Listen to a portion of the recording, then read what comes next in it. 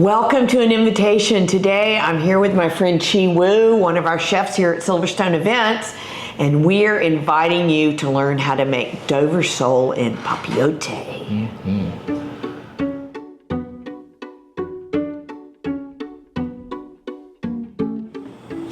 Okay, so what I've got here is I've got two beautiful pieces of Dover sole. These are about 2.5 or 3 ounces, right? Yeah, around okay. that.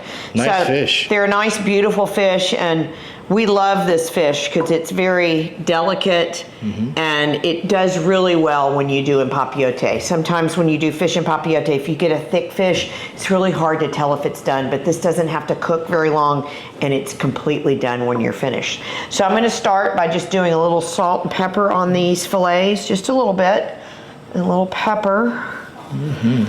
And then we're gonna come with just a touch of flour. I'm just gonna kind of smear it on there so it's on both sides. And then we'll turn it over and do the same thing, a little salt. Oops, gotta do both pieces. Yeah, very nice. Aren't they pretty? Yeah. And then a little flour. So I'm not doing a lot of flour. It's not like dredged in flour.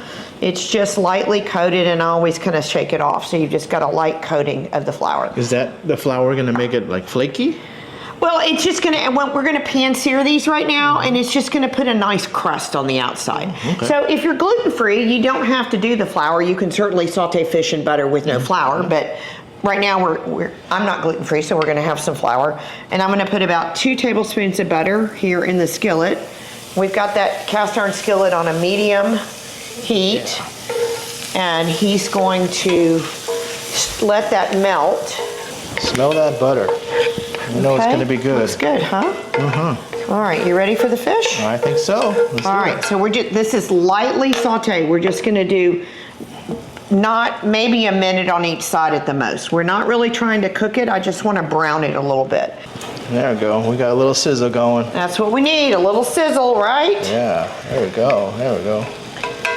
And then after we brown those, we're going to pour in 2 cups of white wine and simmer it for just a couple of minutes. So what we're trying to do is just add some flavor to the fish before we wrap it in the parchment paper. All right, I think you're good. Let's flip them over. Yep. Just carefully. It's not cooked. It's still pretty raw. Dover's very delicate though, so you have to be careful. Look at that. Yeah.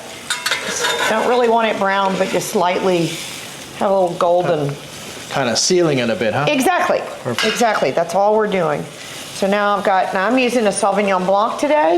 You can use a Chardonnay. I tend to like a lighter wine with fish. Let's do it. All right, so here we're gonna put the wine in. Ooh. Look at that sizzle. And now I just want you to turn it on very low, Chi. Okay. All right. And we're gonna let that sit and simmer for about 5 minutes. We're gonna set that aside and put that on a pan with parchment paper so that we can make the sauce. Okay, so now we're gonna make the sauce. We got rid of the wine that we cooked it in. You can save it and add it back. We're gonna add some more wine later, or you can just start with fresh wine. So now what we're gonna do is make the sauce, and we're gonna start with the same way you would make a roux. This recipe is from Antoine's in New Orleans, and we think we got it pretty close, so we'll see. My sister and my family, and actually me, we all used to go there when we were little kids and have this dish, and it was really, really special. Really? So. I haven't been there. I would like to try it next time I go to Yeah, you need to go. So I'm gonna do 4 tablespoons of butter. All right. All right. And then again, just like we're making a classic roux, 4 tablespoons of butter, 4 tablespoons of flour. And you can use the spoon like he's doing. We're using a cast iron skillet, so you're not gonna hurt the skillet by using a spoon. Or you can use a wooden spoon as well. I have one too. But You can do either one. So what we wanna do here is this, if you're familiar with roux, we don't wanna brown it. I'm just cooking it long enough for it to get the flour taste out. So we're not gonna take it to that first stage of browning. I think Let's we're give there. it another You can smell it, and when you start smelling the butter instead of the flour, that's when you know. Can you see the butter instead of the flour? That's when you know. And if it's browning just slightly, it's okay. So now I've got a cup of minced onions that I'm going to put in. And stir that in. And we're going to do about a half a clove of garlic. All right, and while he's doing that, what we want to do with that is we want to make sure we cook the onion enough so that it becomes translucent. That way you get rid of that fresh onion flavor and you start to get the caramelization of the onions and the real sweet flavor of onions. Yeah. That's looking good, Chief. Yeah, it looks good. You act like you know what you're doing. I try. Every now and then. I learn from the best. Now I've got a cup of white wine that I'm going to put in. Now this is going to bubble and fizzle quite a bit, so maybe a little at a time. Ooh. Well, don't splash on me. I'm sorry, I'm just a messy cook.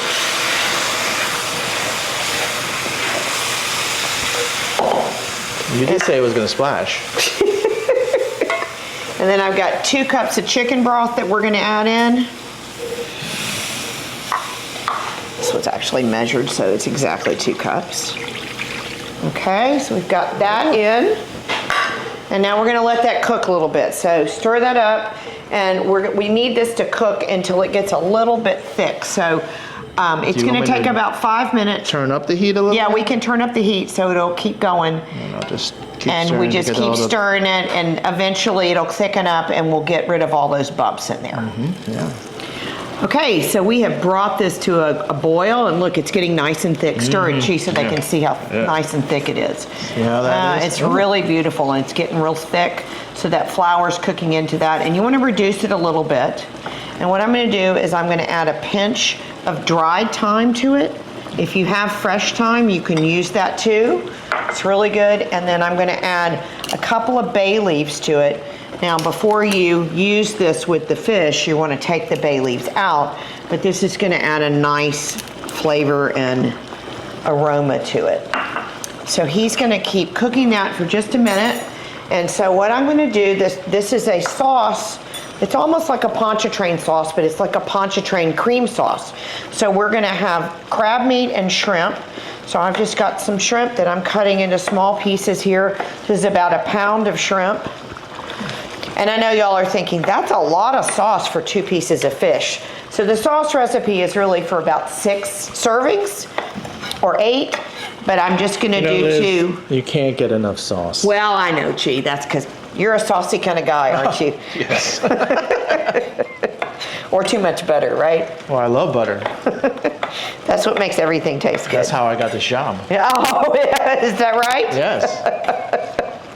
And people ask all the time what kind of butter we use. What kind of butter do we use, Chi? Salted butter. Why do we use salted butter instead of unsalted butter? Because He doesn't know. Because Elizabeth says so.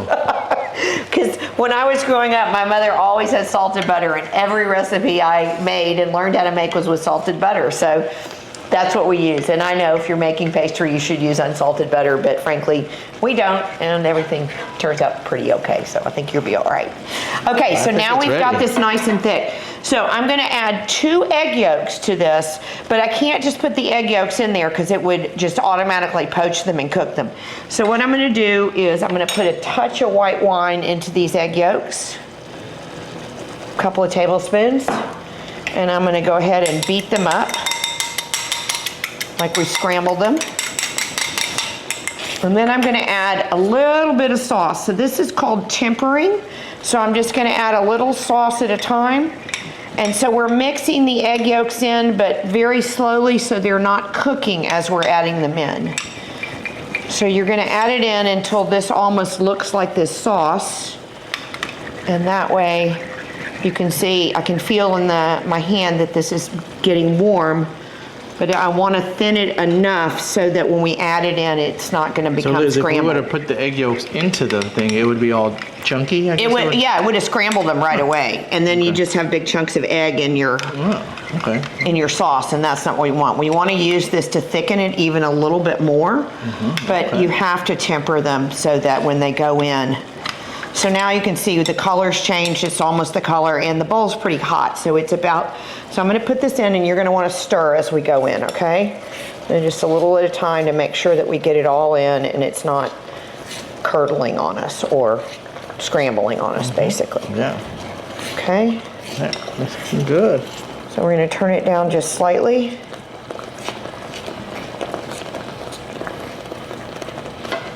Okay. Look at that. Ooh. Now y'all, you need to know this. Cheese never made this, so this is brand new for him, but he's doing a fabulous job. All right, now I have about a half a pound of crab meat. Okay. So now we've got a nice thick sauce. You don't want to add your seafood until the sauce is thick. We can actually turn it off now, because see, let's show how thick it is. It's really nice and thick. See how it's it's got a lot of texture to it. So we're going to turn the heat off. Okay. Did we turn it off yet? And I'm going to put in a half a pound of crab meat and about a half a pound. This actually, I'm sorry, this is a pound of shrimp. A half a pound of crab meat and a pound of chopped shrimp. And we'll get that all mixed in. Look at that. Liz, I'm hungry. Well, you're going to have to wait until the fish is ready, but we're almost there. Look how beautiful that is. Okay, so what we need to do is this has got to cool for at least an hour. We're gonna put it in the fridge and let it cool for an hour. So we're gonna be back and we're gonna show you how to put the fish into the parchment paper and bake it. We'll see you in a minute. So now that our fish, the sauce is cooling off, I'm gonna show you how to make the parchment hearts. Oh, all right? Hearts? So we've got a piece of parchment paper that's about 12 by 16 inches. This is a half of a full sheet. If you buy your parchment paper in rolls, it's just fine. Just cut them about 14 to 16 inches long. I'm gonna fold it in half, just like that. And then make sure that you know which side has the seam. I've made this mistake way too many times. You're gonna start cutting your heart. Now this should remind you of when you were in grade school and we used to do hearts. Snowflakes heart, that's right. So I'm just gonna cut a big heart like it was Valentine's Day. All right. And then open it up. Let's see. And there we go. So this is what we're gonna use to do our fish. How pretty. Okay? Okay, so we've got everything ready to go. Our fish has been sauteed, it's cooled down. Our sauce has been cooled down. We pulled the bay leaves out and we've cut our paper hearts. So what we're gonna do, we're gonna start with just put a little bit of olive oil in the middle of each of these hearts.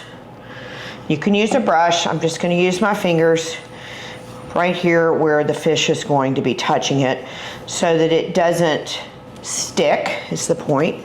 Trying to make this.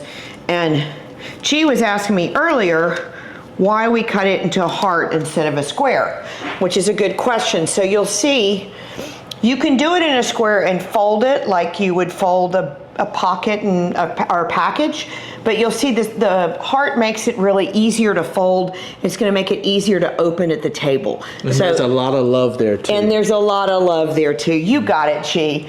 All right, so we're gonna put some of the sauce down, a couple of tablespoons of the sauce, right where I had done the olive oil. We're going close to the crease, not all the way to the crease, but we want to leave enough room to fold it. And if you'll do this one, and then I'm going to come back with the fish, and we're just going to put this whole fillet of fish right on top of there. Oh, doesn't that look yummy? Okay, now, so we've got that done. And then another trick, you don't have to do this, but this really does help, and we'll do it at the end. I've got a couple of egg whites that I've just whisked, so they're just slightly beaten, so you can see they're a little frothy. And that's gonna help us when we seal this to keep it closed. So here's what you do, you can do it with me. So we're gonna fold over, okay? And then I always turn it, and we start at the point. Okay, and we're gonna go in, like, so you're getting rid of the tip, and then we're just gonna fold all the way around You just kind of fold it up so it makes an oval shape. You can fold a little bit more at that end and always tuck that bottom one in. So now you've got this pretty oval package. And then what I usually do is just come with my fingers on the egg white and just put a little bit of egg white on the paper, and this will help seal it so that it stays all together while you're cooking it. Okay, and put a little egg white on yours. And, okay, cheese pulled it out of the oven. Look at that. Look how this parchment paper is nicely browned. I know it was brown parchment paper, but it's nicely browned. All right, so Chi, so this is what we do. We put one on the plate, and if you were doing this for a dinner party, you'd add some vegetables or maybe some potatoes to the plate. And then at the table, you're gonna do the honors. You cut right in the middle of it, right down the middle. Yep, look at that. And then we're just gonna peel this back. And the guests can do that, and look how absolutely gorgeous that is. And the beauty of this is that all of that is steamed together. All right, let's taste this cheese, see what it tastes like. Here we go. Oh my God. Isn't that good? It's so tender. Oh and the my fish God. is perfectly soft, And all very that moist, flavors. and all those flavors of the shrimp and crab meat. How about that? Thanks for joining me today. Did I do good? You did great. Awesome. I'll keep you for another day or two anyway. Awesome. Friends, I know I always say we're here to make your life easy. I know this wasn't an easy recipe, but it sure was a fun one. So if you're game to try it, give it a try. It's awesome. We appreciate you. Don't forget, always make it fun, but most importantly, enjoy the experience along the way. Cheers.